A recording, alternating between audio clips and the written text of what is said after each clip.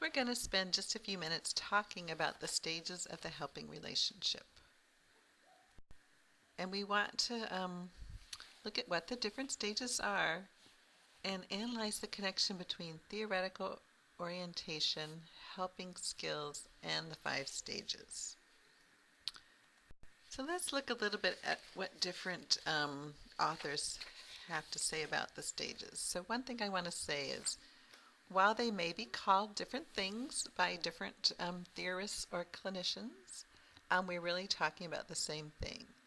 So the article by Newkirk talks about rapport and trust building, problem identification, goal setting, work, and closure. And these are really very similar to the stages that other people talk about. They're just same process, different names. So let's look at the first stage, which is rapport and trust building. You will not be getting very far in your work with the client if you don't pay a lot of attention to this stage. In this stage, you're really focusing on building your relationship with the client. It may also come at a time when you're doing a lot of paperwork with clients where there's a structured intake process. This is also a time when you will be doing any sort of professional disclosure statement or informed consent process with the client. Active listening is the key to this stage of the helping relationship. And so you want to spend time with clients in a place where you can be without distraction, where you can focus on the client and what they say, listen to their tone of voice, listen to cues for their feelings, listen to cognitive and emotional themes, and seek to really understand what the client is experiencing. Your role in this stage is to observe, to provide active listening, to accept the client, to demonstrate warmth, openness, respect, hope, and non-judgmentalism. You really are trying to build trust with the client here. And this is really important. You're building your therapeutic alliance with the client. This is the relationship that will develop and serve you over time. It's the key to being successful in helping clients. And the strength of your relationship with the client is the best predictor of therapeutic success in any type of work that you do with the client. And as we mentioned, it's built on the core conditions of trust and respect. Your ongoing objective is to establish and maintain trust and respect where both the therapist and the client work to achieve the mutually established goals that you create.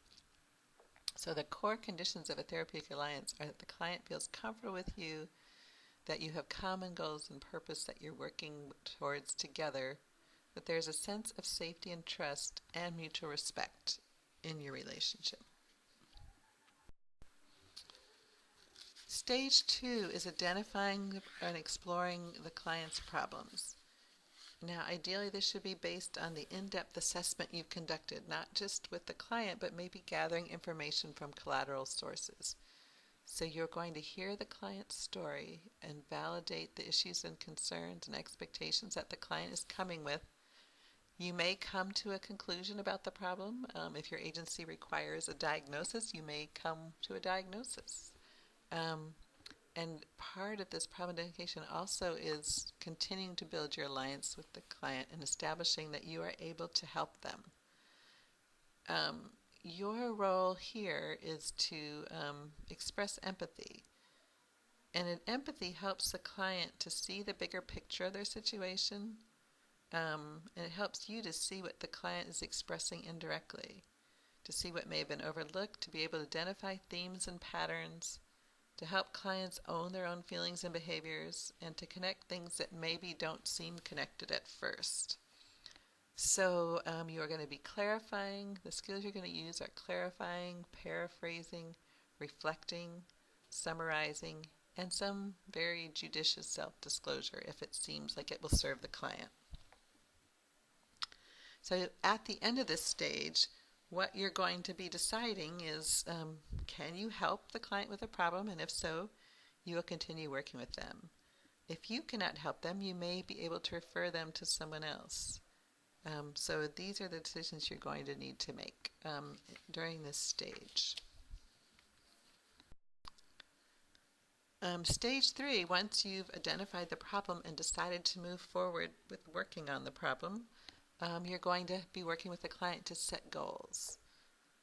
So this goal setting helps the client to be more motivated to change or solve the problem, perhaps to recognize their own personal responsibility, their own strengths, and their own involvement in the change process. Goal setting can also to help increase the client's insight into the problem, and also to work collaboratively to set goals that you can then measure to see if you're meeting. Um, Goal setting is also a place where you start to explore the options that will eventually lead to your action plan. Um, so some of your skills that you will be using and your role will be to encourage the client, to support the client, to interpret things that the client is saying or experiences the client has happened, sometimes to confront the client, and also to summarize. So first I want to talk a little bit about interpretation. So it's a way to impart meaning about the client's behavior based on your observations and knowledge of the client. It can be effective, but only when there's a high degree of trust between you and the client. You wouldn't be making interpretations about someone's behavior or actions if you didn't know them very well and if you didn't feel like you'd established a trusting relationship. And it is just for the benefit of the client, not to show how smart you are. And clients should be free to decide if what you're interpreting fits or has meaning for them. In terms of confrontation, we often think of that in a negative sense. And if done too early in a client relationship, it can indeed be negative and counterproductive. However, when your relationship is well grounded and based on a solid foundation of trust, a good therapeutic alliance, sometimes confrontation can be a very helpful intervention. To confront someone in a therapeutic way demonstrates a high level of empathy. This means you've heard the client so well that you've identified distortions or defenses that prevent the client from moving forward. Appropriate confrontation can be one of the most helpful of all the responses that you have to a client. So then we get to stage four, which is the work or action part of the helping relationship.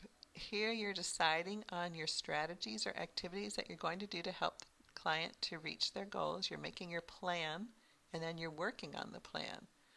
It may include referrals, additional education for the client, counseling, group work, some kind of behavior change intervention.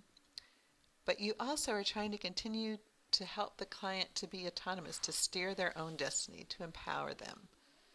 And you want to evaluate the incremental success toward goals as you work with the client and revise and add goals, change the plan as things seem to be working or not. And the tools you'll be using for that are your problem-solving skills. Sometimes you'll be actually giving clients advice, making referrals. Sometimes you'll be giving clients homework assignments, things that they need to do to help achieve their own goals. So this stage can last quite a while depending on how extensive the plan is or how many goals the client has. But eventually you'll come to the end of your work with the client. And this is called the closure and termination stage. So you'll be sitting with the client evaluating the overall success of the work you've done together, summarizing the goals you've attained, and maybe if there's still some that are yet to be achieved, and preparing for ending and saying goodbye. And we're going to talk a lot more about termination specifically towards the end of this quarter because you will be having to do that with your clients. So your role and your tools in this stage are helping to explore the loss that the client might feel and other feelings the client might have about the termination or end of the relationship. Addressing any unfinished business, say the client did not achieve all their goals, maybe you'll need to refer them to achieve some of them. Helping the client to identify and recognize their strengths and apply those strengths and skills to other settings. And then contingency planning. Say the client backslides in some way and needs to have some sort of intervention. You need to think of, with the client, if X happens, what will you do? And help them to come up with plans, contingency plans. So these are the main stages of the helping relationship that you may or may not go through all these stages with each client, depending on the work that you're doing, but most likely you will. And so we'll be talking more about in the discussion board your experience with these stages and your comfort with the different stages.